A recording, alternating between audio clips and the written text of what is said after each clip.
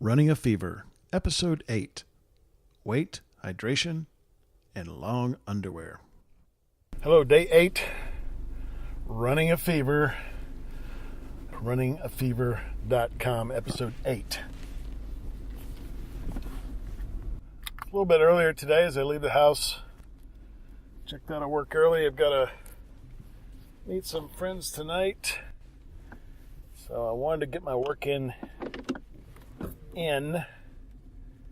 So I worked through lunch, and then I've managed to meet them a little bit later in order to do that, which is great because now I can get my work in, and I find that I'm looking forward to it, and I'm enjoying it. I'm glad to be moving ahead, moving forward, making progress. Yesterday I ran for a minute. I have figured out how to get all my stats. So if I don't mention them in the podcast, you can get them at the website, runningafever.com. Each post will have the stats for that day, including my weight and the distance, how long I ran for, heart rates, all of that stuff.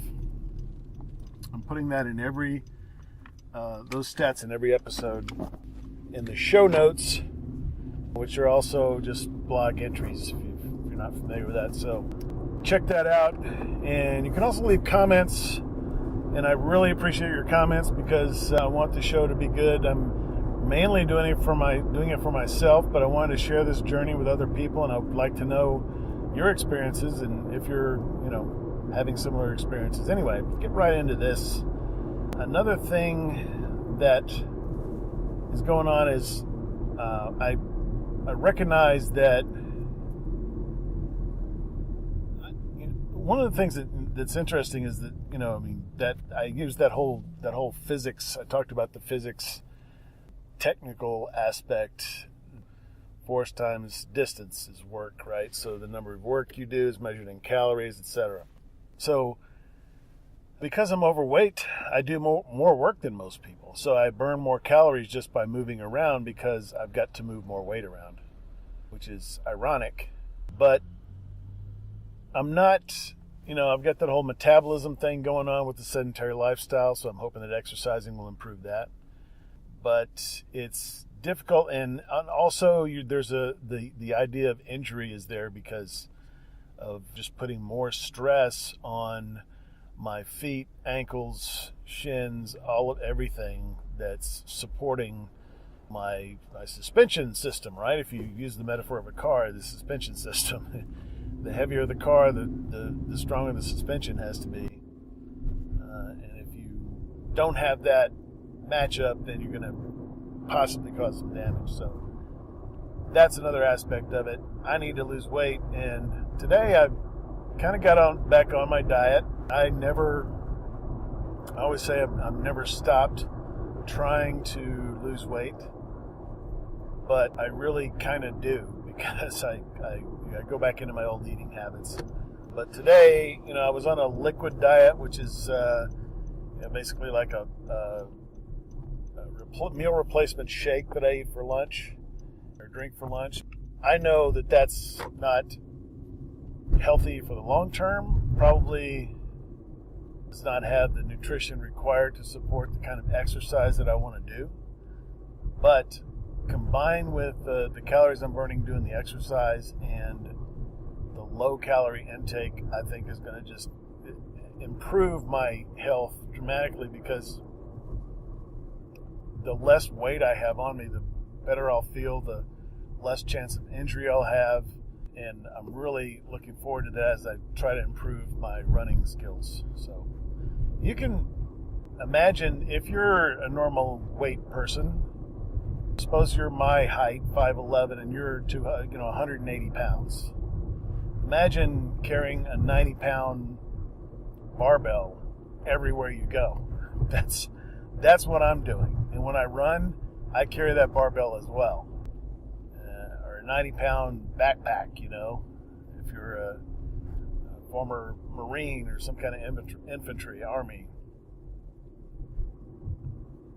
can hopefully see what I mean there. Weight loss is not, and it's not just because I want to look good, because I'm 51. How good am I going to look? It's because I really want to be healthy, and I want this running thing to work. And I think that's going to improve it a bit if I can just get some weight off initially to help sort of jumpstart the process and also help me keep going by preventing injury. Time to get out on this trail. Howdy.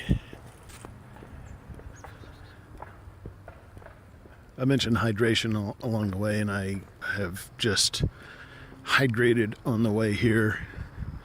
Moved up to 20 ounces before the walk and run, and I did do my 40 ounces last night after the run. Didn't do a very good cool down. I just wanted to get some stuff. It's Sunday. I try to do a lot of my podcast production work on the weekends. It's not quite 4 o'clock. It's like 3:45 right now.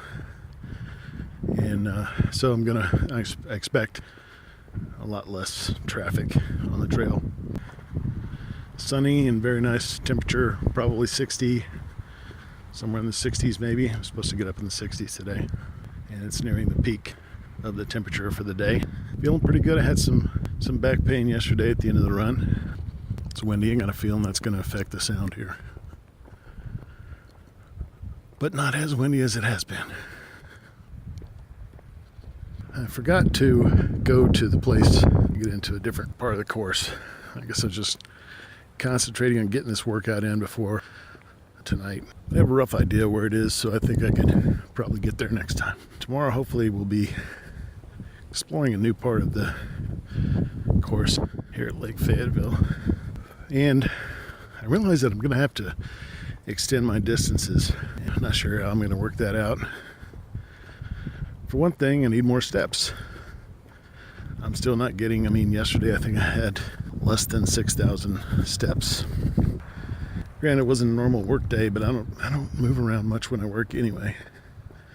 Some days I've had 7,000, including the workout.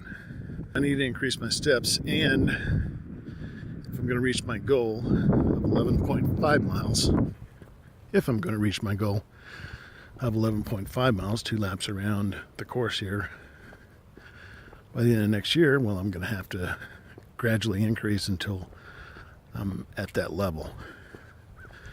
Now, I don't know if I can actually do that. Let's say I was able to run 5 miles an hour. It'll still be a couple hours. I think I can maybe get up to 6 miles an hour. I don't know. That'd probably be the best I could do at this point in my life.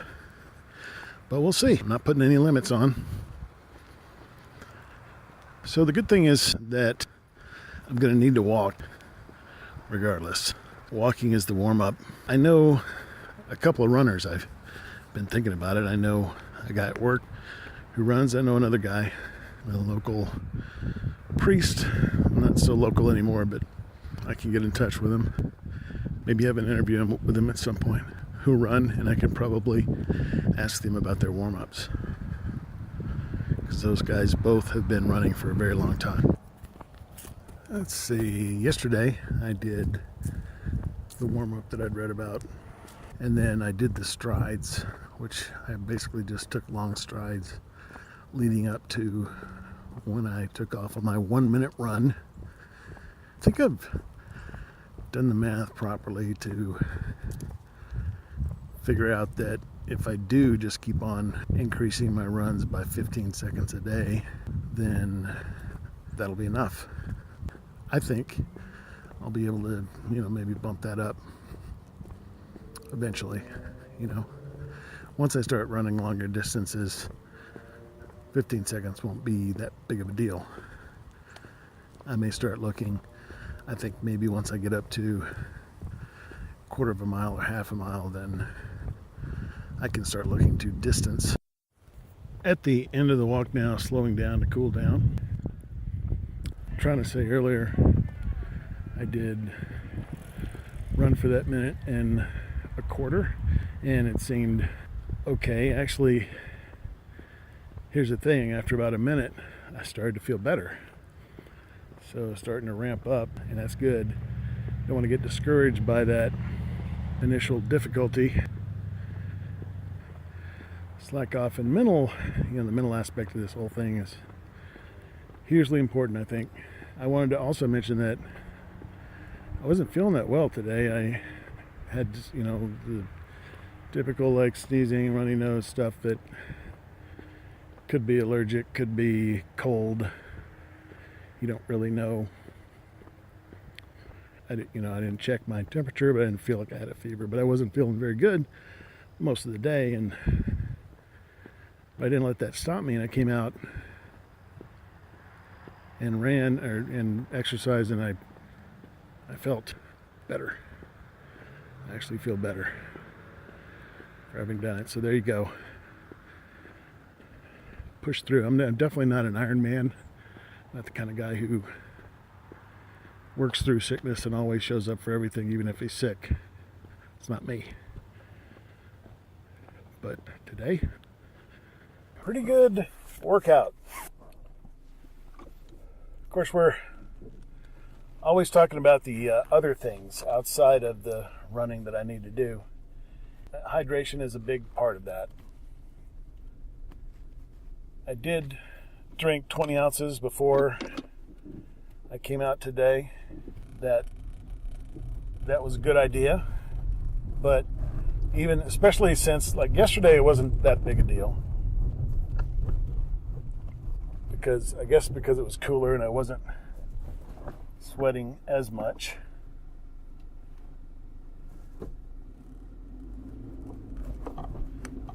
Today, I'm definitely thirsty, and I drank the 20 ounces before on the way here.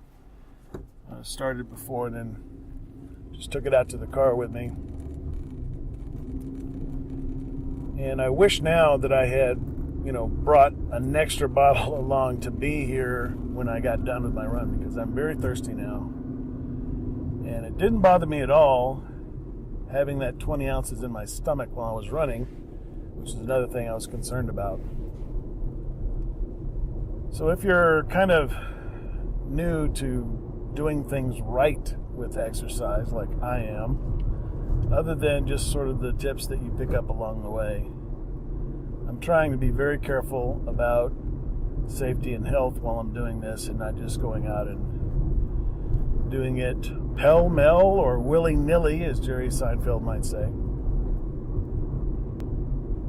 I actually went farther today. I've been saying further. I'm trying to correct my English there, because I am a graduate of an English program. I went farther today, and I did not take a picture of the mile marker, which I want to do every time I go farther. I am, in effect, going further, too, in my exercise program, but farther in terms of distance. So I did not take that picture, but I went almost another quarter mile out, which should add almost a half mile to my distance. Now that I've figured out how to get my stats from the workout watch Gear Fit that I wear, I don't have to worry too much about calculating my distance. There does seem to be a lot of math involved in exercise, though, and having a serious exercise program. I don't think I'm too bad about it, but you can be the judge of that. I've tried to do a lot of ciphering, as one of my friends like to say, on the podcast, so you can probably figure out if numbers in my head are good or bad. But it's pretty good. I figured out how to get the stats, and what I'm going to do is I'm going to put those stats in every blog post. If I don't mention them on the podcast, you can go to runningatfever.com, and for each podcast there's a blog post that includes show notes, and it talks about just a short, paragraph or two about the topics that I discussed and how my run went. And then there's all the stats will be down there at the bottom. So you'll have, heart rate, my weight, distance, steps, and that sort of thing. Going forward, I'm going to have that in every blog post. If I don't mention, I'm not going to be able to mention all my stats in the podcast because I don't know. I don't know exactly how far I ran today. I don't know what my heart rates were. I could probably get these by looking at the Gear Fit while I'm working out, but maybe I'll develop that skill over time. But that's going to be a pretty good way, and I'm going to have a spreadsheet. I might be able to put that on the site at some point. But for now, at least you'll have them, and, we can track my progress together by looking at the blog posts. So overall, pretty good. I felt like I did some pretty good progress considering I was kind of sick today. Went farther. My pace wasn't as quick as it has been. The last two workouts have not been as quick, but fairly steady, having the same problem that I usually have after the run portion. I don't keep up my pace as well as I do prior to the run portion. But I did run more. I walked farther. And I felt pretty good. Going to go hydrate now and forward to the next workout. And you guys keep the fever.